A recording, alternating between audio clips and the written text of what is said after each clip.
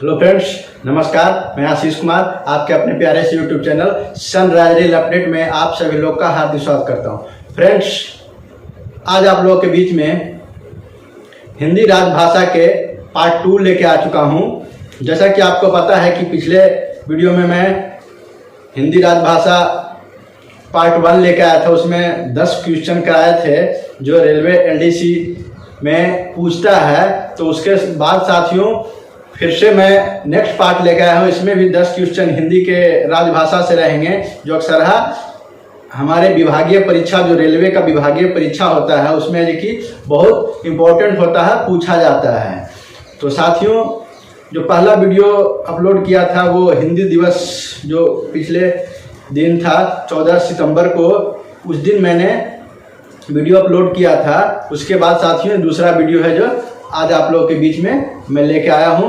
तो साथियों, वीडियो को बिल्कुल भी स्क्रिप्ट ना करेंगे और शुरू से अंत तक देखेंगे। धीरे धीरे साथियों मैं इतना आपको वीडियो के जरिए मजबूत कर दूंगा कि हिंदी के जो प्रश्न है वो छूटेगा नहीं, आपका सभी सोल्व हो जाएगा।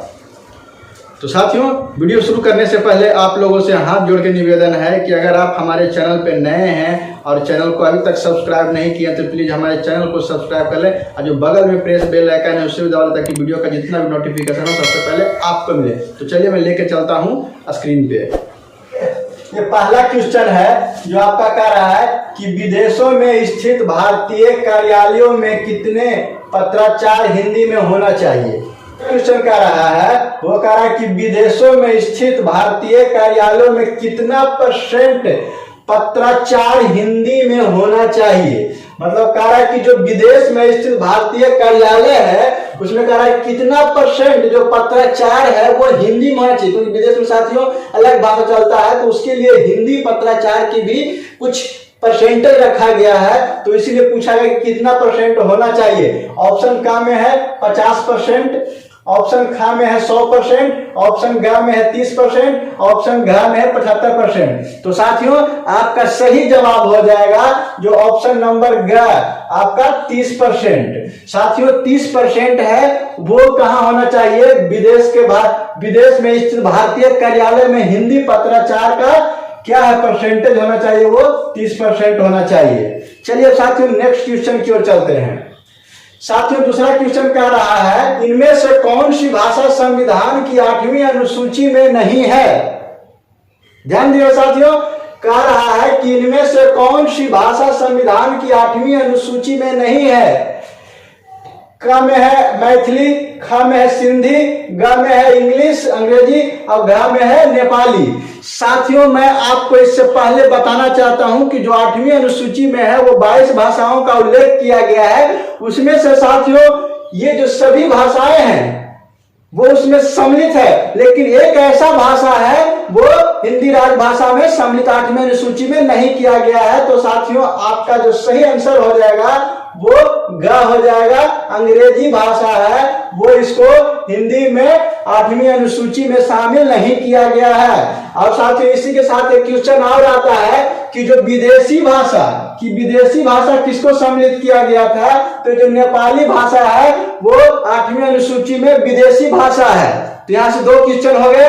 एक तो हो गया कि आपका 22 भाषा में से हिंदी है, अंग्रेजी है, उसको सम्मिलित 8वीं अनुसूची में नहीं किया गया है। और दूसरा क्वेश्चन में आता है कि जो नेपाली भाषा है वो विदेशी भाषा को सम्मिलित किया गया किसमें, 8वीं अनुसूची में। चलिए तीसरा क्वेश्चन की ओर चलते हैं।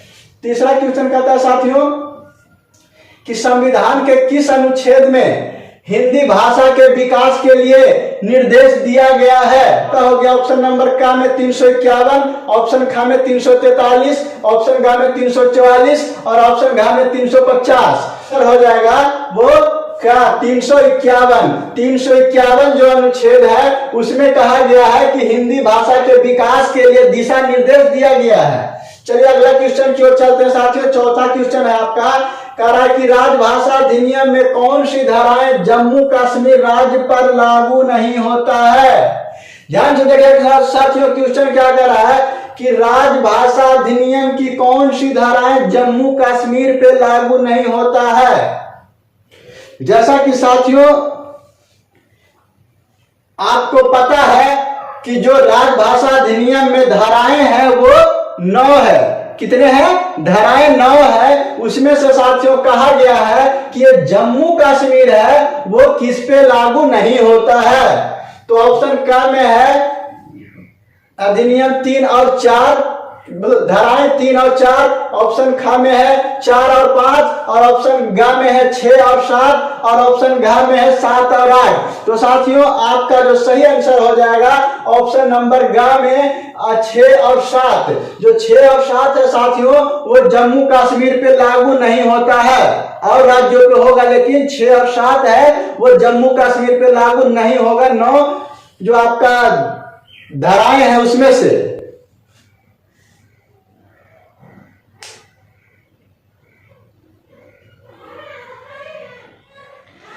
अब साथियों नेक्स्ट क्वेश्चन जो 5वां है उसके ऊपर चलते हैं। इसमें कहा गया है कि राजभाषा नियम 1976 को कब संशोधित किया गया। देखिए जो राजभाषा नियम 1976 है उसको कब संशोधित किया गया। तो ऑप्शन क में है 1987 में, ऑप्शन ख में 2007 में, ऑप्शन ग में 2011 में, और ऑप्शन घ में है उपरोक्त सभी। तो साथियों मैं आपको बताना चाहता हूं, जैसा कि आप जानते हैं कि जो राजभाषा नियम 1976 है उसको संशोधन बहुत बार किया गया है। 1987 में भी किया गया, 2007 में भी किया गया, 2011 में किया गया है। तो इसमें आंसर क्या हो जाएगा? ऑप्शन नंबर घ उपरोक्त सभी। उपरोक्त सभी में आपका क्या है? इसका जो संशोधन किया गया है। साथियों अगला क्वेश्चन की ओर चलते हैं, छठा क्वेश्चन की ओर। छठा में कहा गया साथियों कि हिंदी सलाहकार समिति की वर्ष में कम से कम कितनी बैठकें होनी चाहिए।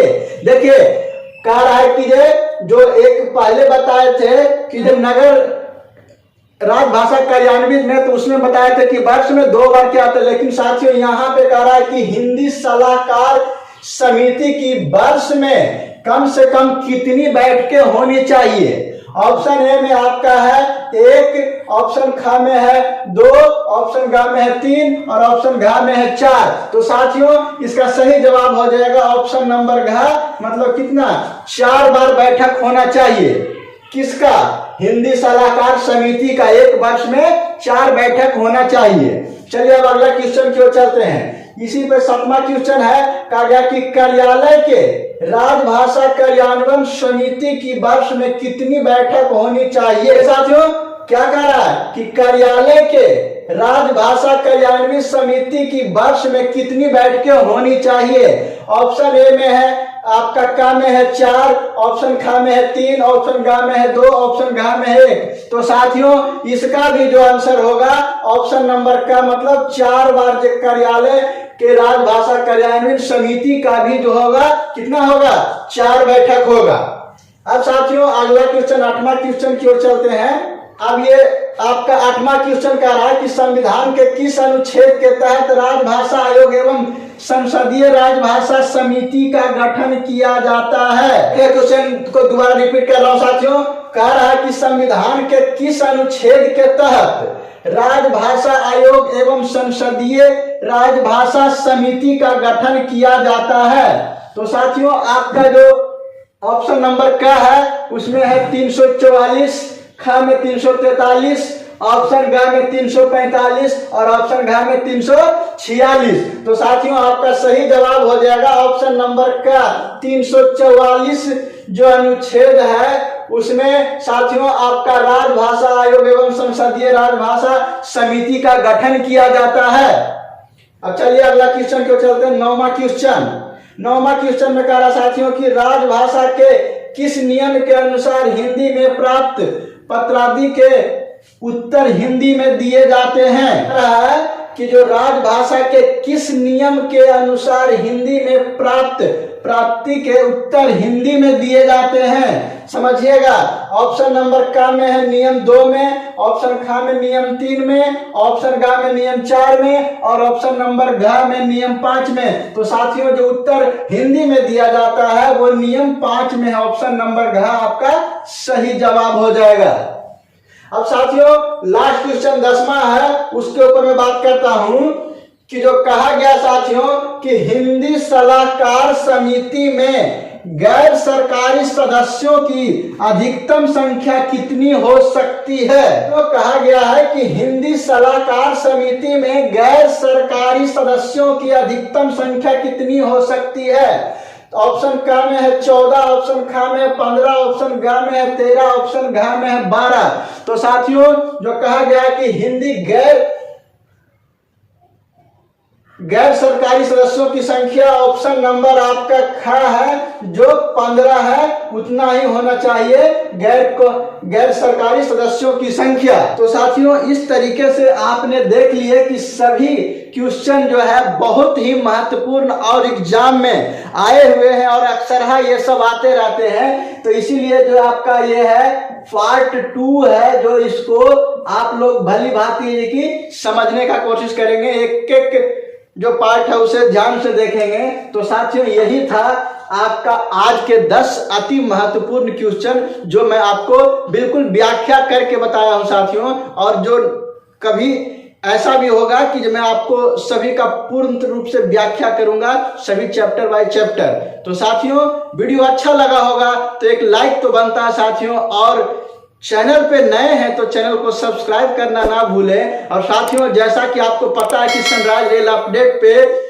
ट्रांसफर रिलेटेड या रेलवे डिपार्टमेंट संबंधी किसी तरीके की जानकारी मिलता रहता है, उसके साथ में साथियों नया पहल किया गया है। तो आप दोनों वीडियो को एक ही प्लेटफॉर्म पे देखें, वो हमारे चैनल सनराइज रेल अपडेट पे देखें, आपको कहीं जाने की जरूरत नहीं है। और ये वीडियो को ज्यादा से ज्यादा शेयर करें। तो साथियों मिलते हैं नेक्स्ट वीडियो में, तब तक वंदे मातरम, जय हिंद।